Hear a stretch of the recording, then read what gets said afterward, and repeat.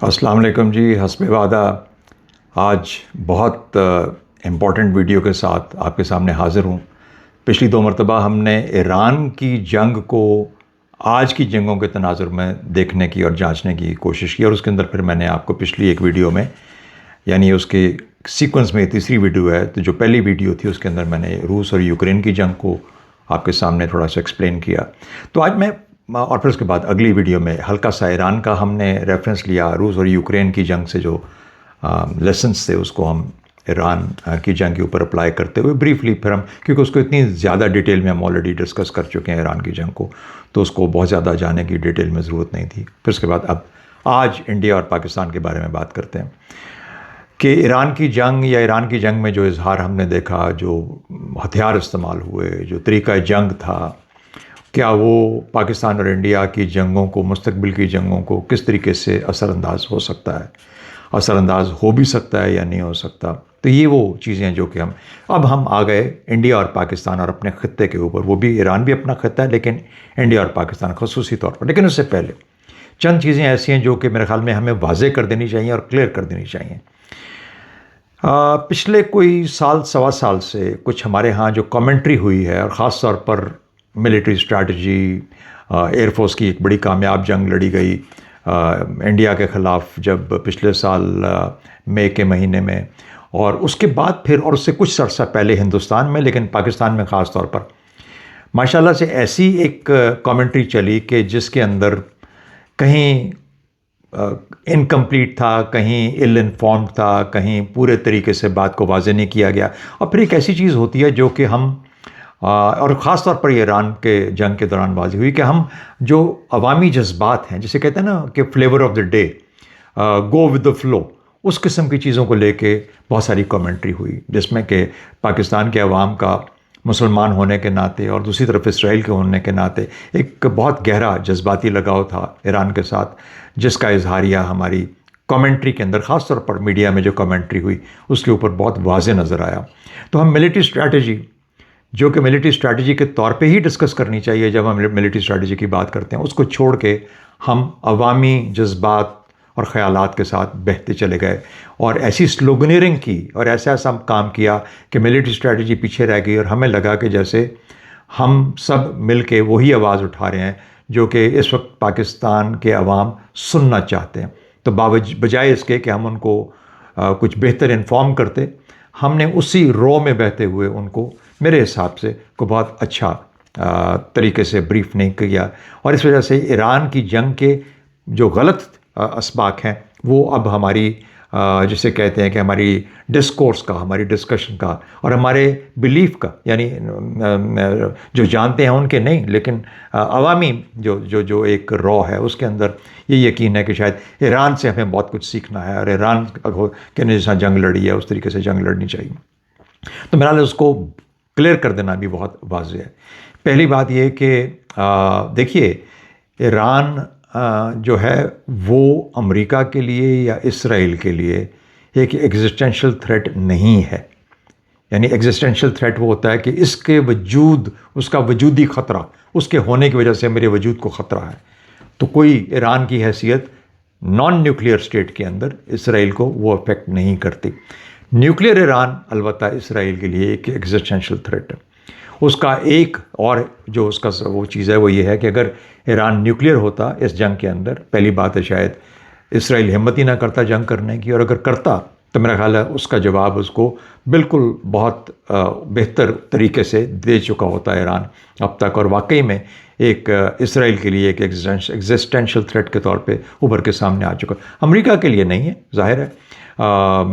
America, nuclear America, बहुत बड़ा nuclear America, और उसके बाद एक न्यूक्लियर ईरान मिसाल के तौर पे एक फ़र्ज़ करते हुए किस तरह से आपस में एक दूसरे के साथ मामला करते, वो एक दूसरी चीज़ है। लेकिन मेरा ख्याल है पहली बात तो ये सोचनी चाहिए कि मुकाबला एज सच उस तरह का नहीं था जिस तरीके से हम एज्यूम करते हैं।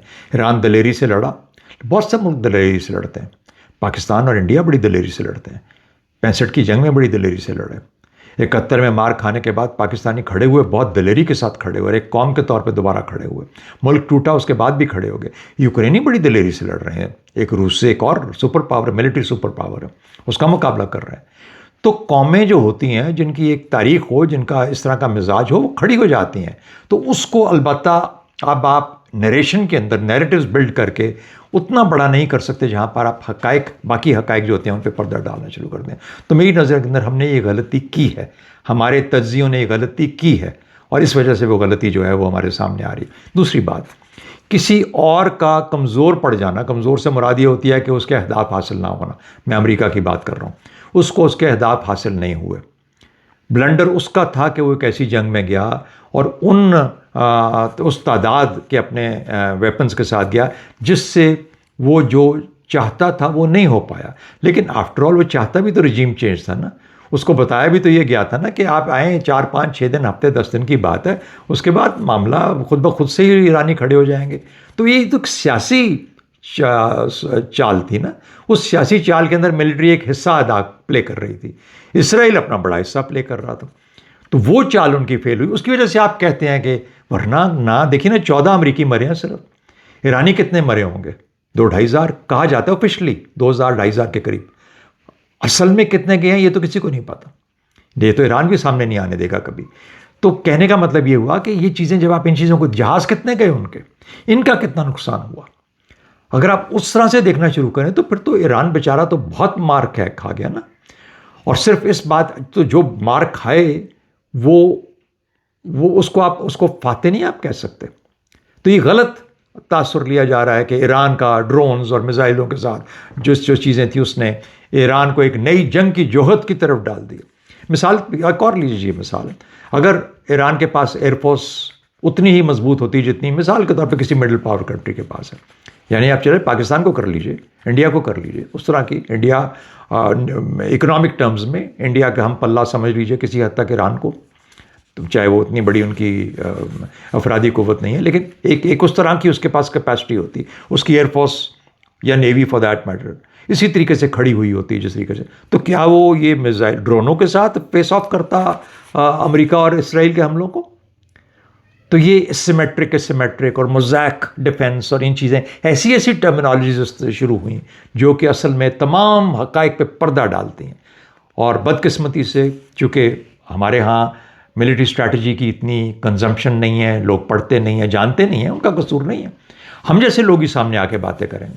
मैंने बहुत अरसा पहले टीवी के ऊपर कभी भी मैंने मिलिट्री स्ट्रैटेजी के बारे में बात नहीं की, कभी भी बात नहीं की। और उसकी वजह ये थी कि मेरा अपना जो रिकॉर्ड है हिस्ट्री का, जिस तरह मैंने सर्विस का अपना रिकॉर्ड किया, सर्विस हिस्ट्री है मेरी, मैं जिन जिन जगहों पर रहा, बहुत छोटी उम्र में मेरा इतना गहरा और करीबी ताल्लुक था पाकिस्तान की दिफाई मिलिट्री स्ट्रैटेजी की एवोल्यूशन के अंदर, फिर पाकिस्तान की सोच के अंदर, पाकिस्तानी अफवाज की सोच के अंदर, चाहे वो आर्मी के साथ ही, नेवी या पाकिस्तान एयरफोर्स के साथ, और फिर जूँ जूँ बढ़ता गया तो मेरा तो तकरीबन हर दौर में एक ऐसा रोल रहा। तो मैं कभी ऐसी बात करना नहीं चाहता या चाहता रहा जो कि जिससे कि किसी को कोई अंदिया मिले कि पाकिस्तानी निज़ाम की, पाकिस्तानी मिलिट्री की सोच क्या है। आज भी मैं बहुत कोशिश करूँगा, हरगिज़ मैं ऐसी बात नहीं कहूँगा जिससे कि किसी को भी कोई फ़ायदा पहुँचे जो पाकिस्तान को ज़ख्म पहुँचाना चाहता है। हमारे दुश्मन जो हैं उनको हमारे बारे में इतनी तो बाहर तो, लेकिन एक जिम्मेदारी आती है आपके ऊपर। वो जिम्मेदारी ये होती है कि आप ऐसी बात कहें जिसका आपको पता है, जो आप जानते हैं। लेकिन अगर आप इतना नहीं जानते या नहीं जान पाए अपने किसी भी वजह से, तो फिर उसको उसी हद तक रहने दीजिए। फिर ऐसे सबक मत दीजिए कौम को जो कि गलत। ऐसी इस जंग के बाद जब पाकिस्तान और इंडिया की हुई, ऐसी बातें करनी शुरू कर दी कि जिससे कि आप सोचते थे कि शायद ये, और ऐसे नाम जार्गन्स के बारे में बातें, ऐसी ज़ुबान इस्तेमाल करनी शुरू कर दी। और उन्होंने तो अल्टीमेटली हमें ऐसा इस चीज़ पे ले गए कि बस चीन ही था जिसने पाकिस्तान के लिए जो किया सो किया, बगैर जाने हुए, बगैर एयर स्ट्रैटेजी को समझे हुए, बगैर एयर की जो एयर पार को समझे हुए, इसकी जो बुन्नत होती है उसको समझे हुए, इसकी सोच के अंदाज़ को समझे हुए, इसके मसाइल और इसके जो तरीक़ाकार होता है उसको समझे हुए। जब आप नहीं जानते इन चीज़ों के बारे में तो फिर आप ऐसी ही बातें करते हैं कि नहीं जी ये तो चीन ने इनकी मदद की। क्या पता आपको। मैं आप छोटी सी बात आपके लिए पेश कर दूँ तो जस्ट ताकि अंदाज़ा हो जाए। जो रफ़ेल जहाज़ है जो इंडिया का, जिसको पिछले साल पाकिस्तान ने, ये 1994 में, यानी आज से 32 साल पहले, पाकिस्तान को, जिसमें मैं भी शामिल था, पाकिस्तान एयरफोर्स को हमारे सामने इसको, वो जैसे कहते हैं ना कि पर्दों से हटा के हमारे सामने पेश किया गया पेरिस में, फ्रांस में, और हमें दिखा दिया गया कि ये मुस्तकबिल का जहाज़ है। राफेल काले स्याह रंग में था, अभी प्रोटोटाइप था, अभी बन रहा था। उसकी कॉकपिट में बैठ के मैंने देखा, उसके चीज़ों को देखा, उसकी एरोडायनामिक्स को देखा, उसकी चीज़ों को जांचा। मेरे साथ और भी मेरे साथ ही थे, दो चार, और लेकिन बुनियादी तौर पर मैंने अपना जो काम था वो किया। और उससे वो अंदाज़ा हुआ कि आने वाला वक्त, तो जो राफेल इंडिया ने पिछले 2 साल या 2.5 साल पहले देखा है, पहले अभी आके उनके पास आया, ये 32 साल पहले पाकिस्तान एयरफोर्स का जायज़ा ले चुकी थी। सिमिलरली एक और बात आपको बता दूं, MiG-29 और Su-30 जो है आजकल इंडिया के पास, जो बहुत उनके जैसे कहते हैं कि मेन स्ट्रीम फोर्स है, 1992 में मैंने अपने एक प्लान के तहत एक चंद पाकिस्तानी पायलट्स के साथ मिलके उसको हमने फ्लाई किया। मिराज 2000 को फ्लाई किया, फ्रांस में फ्लाई किया। मैंने बहुत दुनिया की एयर फोर्सेस में फ्लाई किया हुआ, उनके फाइटर्स के अंदर फ्लाई किया हुआ, उनके लोगों के साथ मिलके फ्लाई किया हुआ, मुख्तलिफ जहाज़ों को, हैरियर, टॉर्नेडो। अमेरिका के अंदर तो मैंने फ्लाइंग बाकायदा की। तो कहने का मतलब है कि हम इन तमाम जार्गन्स को, इन तमाम चीज़ों को जिस तरह गालिबन हम जानते हैं, हमारे जो एडवर्सरीज हैं वो भी शायद बहुत लेट टाइम फ्रेम में ये चीज़ें जानते हैं। लेकिन उसके बावजूद कभी मेरे मुंह से, पिछले 20 साल से मैं टीवी करता हूँ, इस फील्ड में हूँ, 18 साल तकरीबन हो गए, बल्कि 19 साल हो गए अब तो उसके बावजूद कभी आज तक किसी चैनल पे, किसी जगह पे मैंने कोई ऐसा लफ्ज़ नहीं बोला। ट्रैक टूस पे जाता हूँ, इंडियंस के साथ मुलाकातें होती हैं, इंडियन मिलिट्री के साथ मुलाकातें होती हैं, उनके एम्बेसडर्स के साथ, उनके डिप्लोमेट्स के साथ, उनके पॉलिटिशियंस के साथ हम बैठ के गुफ्तगू करते हैं, पाकिस्तान और इंडिया के मुख्तलिफ मसाइल पर बात करते हैं। लेकिन आज तक कभी ऐसा नहीं हुआ। और मैं बहुत भी स्ट्रेटेजिक, मैं पहला एयरफोर्स का जो स्ट्रेटेजिक कमांड का डायरेक्टर जनरल था। मुझे कौन से ऐसे राज हैं पाकिस्तान एयरफोर्स के जिनका नहीं पता होगा, या पाकिस्तान के, या हमारी मिलिट्री के स्ट्रेटेजिक कैपेसिटी के, या तो हर किस्म की जो हमारी कैपेसिटी। तो उसके बावजूद आपको जब एक तजिया करना होता है, पहली बात आपने दुरुस्त बात बतानी है, दूसरी बात आपने उस हद तक बतानी है जिसमें कि आप ना कोई गलत सबक लेके आएँ, ना किसी को गलत सबक दें, ना ही गलत रास्ते पे चलाएं, ना ही बात को इस तरीके से, क्योंकि ये अवाम हमारे अपने हैं। ये अवाम जब हमारी बातें सुनेंगे तो वो ये समझेंगे कि हमें तो बताया गया, फलाने ने बताया था, उसने समझाया था, और उसके बाद फिर हम बहरहाल। तो ईरान से बड़ी चीज़ क्या निकली इंडिया पाकिस्तान के लिए, जो ये जंग हुई, ये बताया गया कि अब जी ड्रोन और मिसाइल्स की जंग होगी। ड्रोन पहली दफ़ा नहीं दुनिया में इस्तेमाल हुए, 4 साल से जंग है रूस यूक्रेन की जारी, उधर ड्रोन कब से इस्तेमाल हो रहे हैं और किस मकसद के लिए हो रहे हैं ये भी हमें पता होना चाहिए। मैं आपको बताऊंगा आगे चल के कि ड्रोन होते क्या हैं, उसके बाद आपको बताऊंगा कि फिर इंडिया पाकिस्तान की जंग की असल जो कैफियत होगी वो क्या होगी। तो बाहर सूरत उस पर चलते हैं, ड्रोन्स के ऊपर।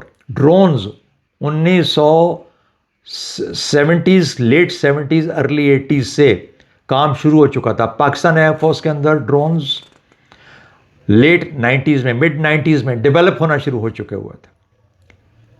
ड्रोन्स के मुख्तलिफ मकासद होते हैं, ड्रोन एक प्लेटफॉर्म होता है। अब ड्रोन उस साइज़ में आ गए, और अमेरिका था जो लेके आया, उस साइज़ में आ गए जहाँ पर कि इनके ऊपर छोटे छोटे वेपन्स लगाए जा सकते हैं, 100-200 पाउंड का बॉम्ब लग जाता है। अब उस साइज़ के चीन बनाता है, अमेरिका बनाता है, ईरान कोशिश कर रहा है बनाने की, रूस बनाता है, ये सब उनके पास ड्रोन्स अवेलेबल हैं। मकासद क्या थे? शुरू में क्या था?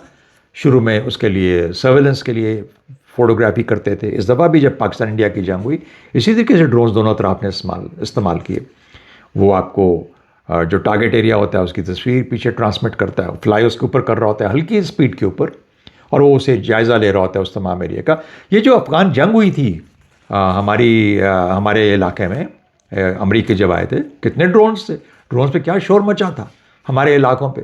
फाटा के एरिया में ड्रोन्स हर वक्त उड़ते हैं, उन्होंने कितने हमले किए, कितने लोगों को उन्होंने, जो उनके टारगेट्स थे अमरीकी ड्रोन से, हमारे इलाकों में या अफगान के इलाकों में उड़ते थे। तो ड्रोन्स कोई ऐसी चीज़ नहीं है कि जो अब आपने कहा कि अच्छा स्वॉर्म्स बन गया। अब इस पर मैं देखता हूँ बड़े बड़े पेपर्स लिखे जा रहे हैं तरह तरह के, और ऐसी PhDs का मामला, भाई ड्रोन्स स्वॉर्म्स में जब उड़ाए जाते हैं तो क्या होता है कि वो एक जत्था है 50 का 100 का, उड़ा दो सबको इकट्ठे, आपस में भी टकराएंगे, फिर जहाँ पे कोई आगे बैठा होगा वो सिर्फ एक बंदूक लेके उड़ाना शुरू कर देगा। मैं इससे ज़्यादा तफसील में नहीं जाऊँगा कि स्वाम्स का होता, स्वाम्स डिसेप्शन के लिए, स्वाम्स डिस्ट्रैक्शन के लिए, स्वाम्स सब्टरफ्यूज के लिए यानी छुपाने के लिए, स्वाम्स के अंदर 4 शाहिद ड्रोन होंगे, बाकी सारे खाली स्वाम्स होंगे, खाली ड्रोन होंगे। तो ये कहानियाँ जो है ना, ये जो नैरेटिव्स बिल्ड किए जाते हैं। अज़रबैजान और आर्मीनिया में क्या हुआ, अज़रबैजान ने इस्तेमाल किया ड्रोन्स को, और उन्होंने जाके किसको, एक गन को, गन क्या है, जहाँ पे एंटी एयरक्राफ्ट गन होती है क्या होती है, एक सॉफ्ट टारगेट। APCs क्या होते हैं, सॉफ्ट टारगेट। आर्मर्ड व्हीकल तो नहीं ना होता, आर्मर्ड तो वो आर्मर्ड तो उनकी प्रोटेक्शन तो नहीं होती। तो कोई गाड़ी होगी, कोई बंदे होंगे, कोई छोटा घर होगा, कोई सॉफ्ट रूफ होगी, उसके ऊपर गिरेगा। कितना वजन है, 100-200 पाउंड का के लेके जाएगा, कितनी दूर जा सकता है, कितना वजन उठा सकता है। आप अंदाज़ा तो लगाइए ना कि अगर आप उसके ऊपर एक छोटा सा बॉम्ब रखेंगे 100 पाउंड का, अभी 100 पाउंड का गालिबन शायद में आता है उसके नोज़ के अंदर, जो शायद ड्रोन जिसके बारे में शोर मचता है ईरान का, तो कितना, कहाँ पे कितना दूर लेके जा सकता है। तो जितना वजन डालोगे उतना भारी होगा, जितना भारी होगा उतना उसको फ्यूल चाहिए वहाँ तक पहुँचने के लिए। इतना फ्यूल तो होता ही नहीं, छोटा तो प्लेटफॉर्म होता है उसके अंदर। लेकिन ये जो 24-24 घंटे 36-36 घंटे ड्रोन उड़ते हैं, बड़े बड़े, साइज़ बड़ा है, और इसके ऊपर फिर आप लगा सकते हैं कम से कम 200 किलोग्राम का कोई एक आध बॉम्ब लगा देंगे। फिर उसका जो एंड्योरेंस होती है, जितना टाइम होता है वो कम होता है। तो हम नाम लेके ऐसी बात कर जाते हैं जैसे कि बस ये अब तो ड्रोन उड़ेंगे, या हमारी तरफ से या इंडिया की तरफ से, और बस अब ड्रोन ही ड्रोन हर तरफ होंगे। हमारे लोग बंदूकें नीचे लेके अपनी जो घर की होती हैं उससे वो पिछली मरतबा ड्रोन उड़ा रहे थे। इसके मकासद हैं, मैंने आपसे कहा, सर्वेलेंस करता है, इंटेलिजेंस गैदरिंग करता है, हेल्प करता है, मददगार है। एक और फ़र्क जानिए, एक होता है फोर्स मल्टीप्लायर। फोर्स मल्टीप्लायर वो होता है जैसे कि 1+1 2, लेकिन 1 और 1 11। तो फोर्स मल्टीप्लायर होता है 1 और 1 11। ऐसे चंद हथियार होते हैं जो कि फोर्स मल्टीप्लायर का काम करते हैं। मिसाल के तौर पे मैं मिसाल देता हूँ आपको। आपके पास रिफ्यूलर्स होते हैं, एयर टू एयर रिफ्यूलर्स। जो एयर टू एयर रिफ्यूलर्स हैं, ये एक ही फॉर्मेशन को 6 जहाज़ों की हो, 8 की हो, 10 की हो, वो मिसाल के तौर पे 1.5 घंटा 2 घंटे हवा में रह सकते हैं।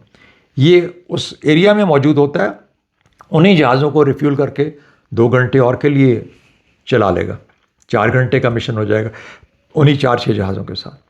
तो जो पहले आप सिर्फ 4 जहाज़ों से या 6 जहाज़ों से कर रहे थे, 8 जहाज़ों से कर, अब आपके पास 16 जहाज़, तो 16 जहाज़ों का काम सिर्फ 8 जहाज़ कर, इससे कहते हैं फोर्स मल्टीप्लिकेशन। और सुन लीजिए, मैं अब ख़ास तौर पे उस वॉर की तरफ जा रहा हूँ जो कि पिछले साल पाक इंडिया में हुई। आजकल एयरबोर्न अर्ली वार्निंग सिस्टम्स के जहाज़ हैं, आपको पता है एवैक्स कहा जाता है, बहुत देर से अमेरिका के पास हैं, फिर आहिस्ता आहिस्ता बाकी सर्विसेज में गए, चीन ने डेवलप किए अपने। पाकिस्तान का पिछले कोई आई वुड से 80s से फोकस है एयरबोर्न अर्ली वार्निंग सिस्टम की तरफ जाने का। चले 90s कह लीजिए, 89-90 कह लीजिए, लेकिन हमारा ध्यान, क्योंकि हमें पता था उसके आने की वजह से हम जो 2-4 जहाज़ों 8 जहाज़ों से काम लेते हैं, अब हम उससे 16 जहाज़ों का काम लेंगे। That's a force multiplier. What's a drone? Drone is a force augmenter. Augmenter क्या होता है? और ऐड करने वाला, 1+1 2, यानी मैं फोर्स है, उस फोर्स में एक और एडिशन हो गई है। ये है ड्रोन। ये है मिसाइल भी, मिसाइल भी यही कुछ करता है। तो ये आपको मल्टीप्लाई नहीं करते आपके काम को, ये गैप फिलर्स हैं।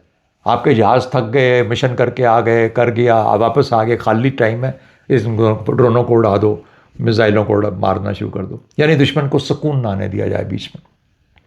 ये मिलिट्री स्ट्रैटेजी के चंद तरीके हैं। लेकिन क्या मैं सिर्फ ड्रोनों और मिसाइलों की बुनियाद पे ये इंडिया क्या हमें मात दे सकता है या हम इंडिया को मात दे सकते हैं? सवाल ही पैदा नहीं होता। हमने कर लिया था ना, देख लिया था पिछले साल, तो इसलिए ये मुमकिन नहीं होता। तो थोड़ा खुदारा जब आप इन चीज़ों की बात करें और ईरान से सबक हासिल करना चाहें, मैंने इससे कहा वो दलेरी पाकिस्तानियों में भी है, वो यूक्रेनियों में भी है, वो अज़रबैजानियों में भी है, वो हर एक में है। एज अ कौम जब आप खड़े होते हैं तो आप खड़े होते हैं और आप लड़ते हैं, और आप उस दूसरी तरफ को आप you come on the other side of it. So therefore we got to balance things out. We can't just be we just can't claim things which are actually non-existent, not there. So that is one thing. Okay, so that is equal on all sides, on all sides. Okay, ये जो जिससे हम जज्बा कहते हैं, जिससे हम तहजीबी resilience कहते हैं, ये जो वाह क्या जज्बा, very good, Iran did extremely well, excellent, मुबारक हो उनको, बहुत अच्छा काम किया, खड़े रहे, मजबूती से खड़े रहे। आज भी ईरान एक मुख्तलिफ शक्ल में अपना काम कर रहा है, बेहतरीन शक्ल में। अब अकल का काम आ गया, अब वहाँ शक्ल से अब अकल का काम आ गया। अब अकल का काम करेंगे, यानी अकल से आगे जाएंगे तो अपने इनके रास्ते बनते जाएंगे। लेकिन अगर अकल यहाँ पीछे रह गई और शक्ल ही शक्ल सामने आ गई तो फिर वही होगा जो कि अब तक होता है बदकिस्मती से 47 साल से। तो एक तो ये चीज़ होगी। अब आ जाइए ड्रोन्स और उसके ऊपर मिसाइलों के पास। कब इस्तेमाल किस जगह पे नहीं हुए?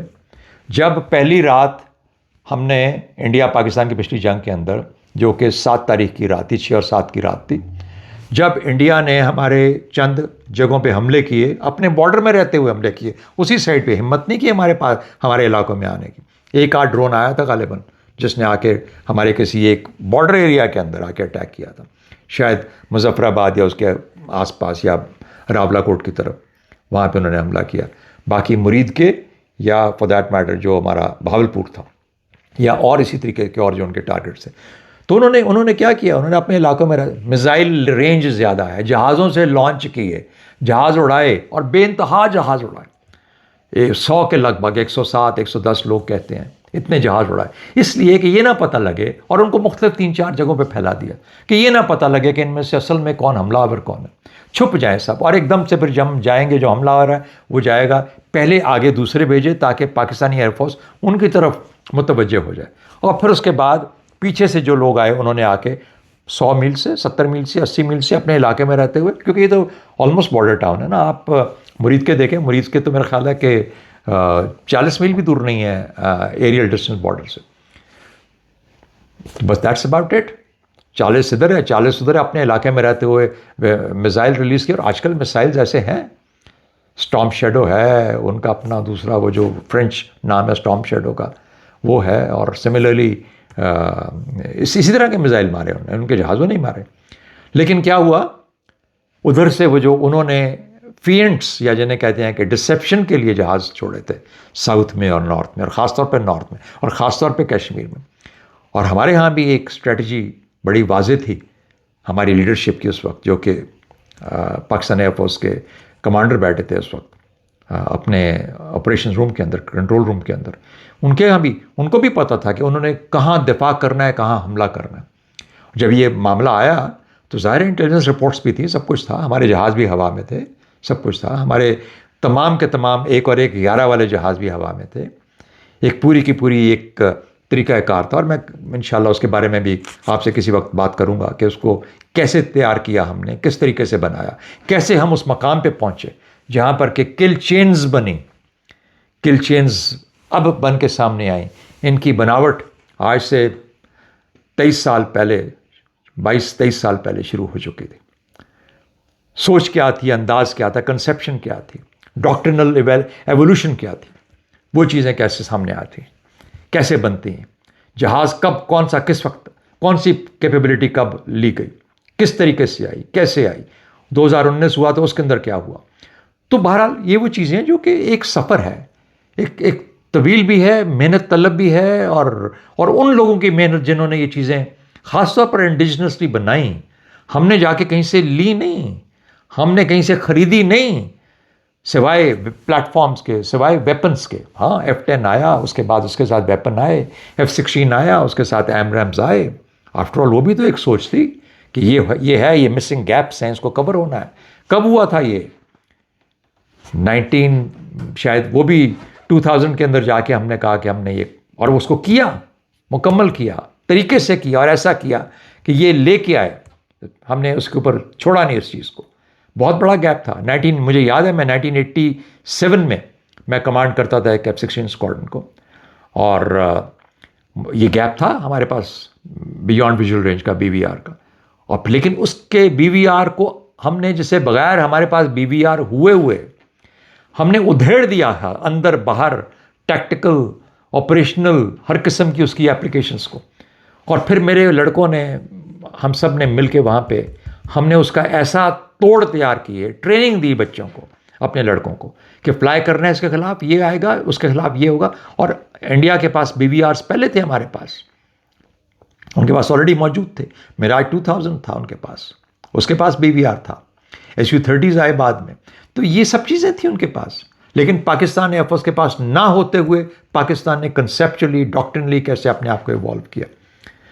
तो ये चीज़ें जब हमने उसकी, तो तैयारी उस वक्त से शुरू है। ये 25-30 साल का सफ़र है, ये 1980s का सफ़र है। 1990s में वो चीज़ें हमने की जो कि आज आप जिनकी खबरें सुनते हैं, जिनके नाम अब आप ज़ुबान ज़द-ए-आम है, जिनकी बुनियाद पे माशाल्लाह से पाकिस्तान का नाम है। ये लंबे सफ़र हैं, इनके ऊपर बहुत मेहनत हुई है। बाहर कैफ, तो वो जो चीज़ थी कि वो ड्रोन्स जो थे, वो ड्रोन्स का एक लिमिटेड रोल था। उसी तरीके से अब भी, आज भी ड्रोन्स जो है, ये डिसेप्शन है, ये सबटरफ्यूज है, ये डिसरप्शन है, ये इंटेलिजेंस है, ये सर्विलेंस है। बदकिस्मती से बचते नहीं हैं, बच के वापस आना मुश्किल होता है, उधर ही ख़त्म हो जाते हैं। कुछ हद तक काम करते हैं, कुछ नहीं करते। और फिर माशाल्लाह अब पाकिस्तान एयरफोर्स और पाकिस्तान के पास वो कैपेसिटी है कि हम इनको इनका काम भी नहीं करने देते। ये भी एक बहुत बड़ा कमाल का एक काम हुआ है पाकिस्तान के अंदर। और यही नहीं बच्चों ने, हमारे बच्चों ने काम किया है, इन्होंने ये तरीके बनाए हैं। हमें फ़ख्र होना चाहिए इन लोगों पे। बदकिस्मती से वो सामने आके अपनी कहानियाँ नहीं बयान कर सकते।